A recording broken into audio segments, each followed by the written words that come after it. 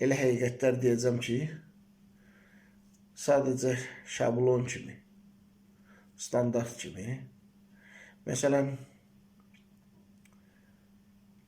çayın cür vaxtları var. Çayın cür vaxtlarında, məsələn, Kür çayı vaxtı ikən eni 110-120 metr idi, 100 metr idi. Heç kim fikirləşmirdi ki, Kür çayı quruya bilər. Cənnəb onunla istifadə olunurdu, suyun tarifi bu qədər yüksək deyildi. İndi içməli su tapılmır.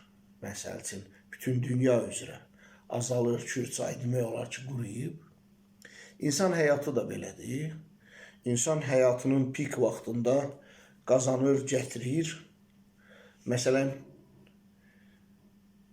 evi çayın qurumuş vaxtın, nazilmiş vaxtın nəzərə almır, çayın enli vaxtın nəzərə alıb ev tikir.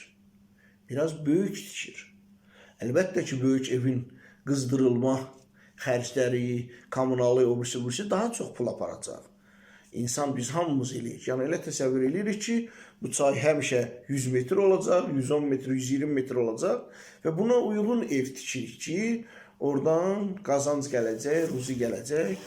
Yaş keçdikcə, vaxt ötdükcə, ümumiyyətlə həyatında progres, inkişaf yoxdursa və yaxud da ki, dəstəyin yoxdursa, kimsə də əlinin üstünə əl qoymursa, yeni pokoleniyədən, köhnə pokoleniyədən, sən əlbəttə ki, bütün vaxtı ən azından heç stabil fiziki vəziyyətdə qala bilmirsən.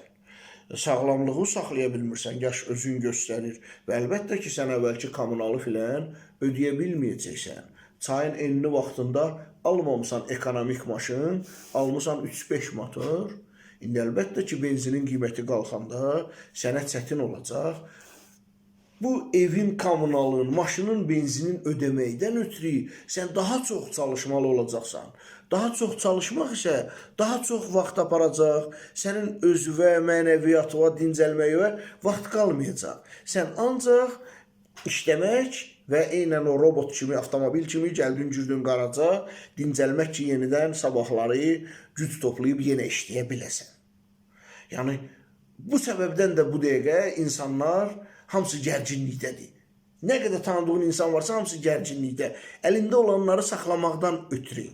Biz yəni ki, çayın nazik vaxtına nizamlanmış, ensiz vaxtına nizamlanmış bir əməllər, hərəkətlər, plan qurmamışıq.